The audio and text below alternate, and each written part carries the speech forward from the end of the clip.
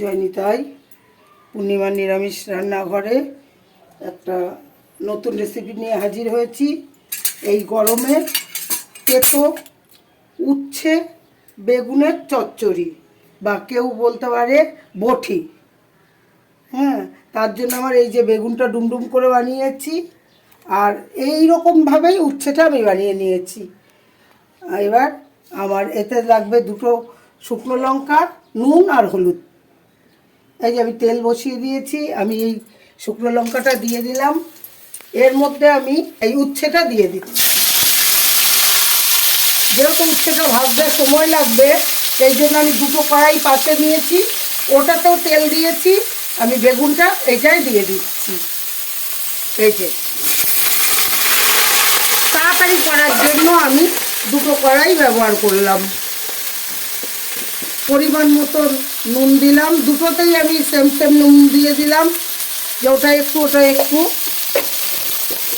এবার আমি দেবো হলুদ, এটাতেও একটু হলুদ দিচ্ছি, আর এটাতেও আমি একটু হলুদ দিয়ে দিচ্ছি।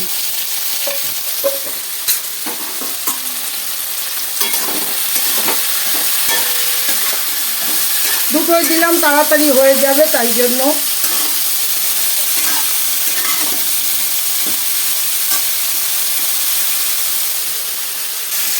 এই উচ্ছেটা যখন অর্ধেক ভাজা হবে তখন বেগুনটা দিয়ে দিলে একসাথেই হয়ে যায়। আমি একটু তাড়াতাড়ি করার জন্য দুটোতে বসিয়েছি, যখন উচ্ছেটা হয়ে আসবে তখন বেগুনটা আমি মিশিয়ে দেবো।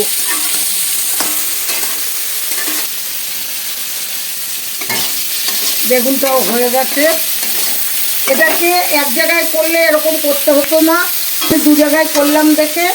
তা এবার এই দুটোকে এক জায়গায় মিশিয়ে দিলেই আমার হয়ে যাবে। আমি গ্যাসটা অফ করে দিলাম, দিয়ে প্রথমে আমি উচ্ছেটা নামিয়ে নিচ্ছি।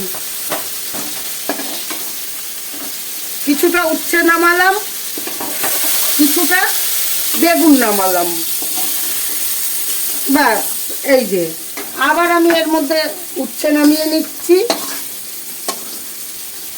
উচ্ছেটা নামিয়ে নিলাম, আমার মিক্সড হয়ে গেল।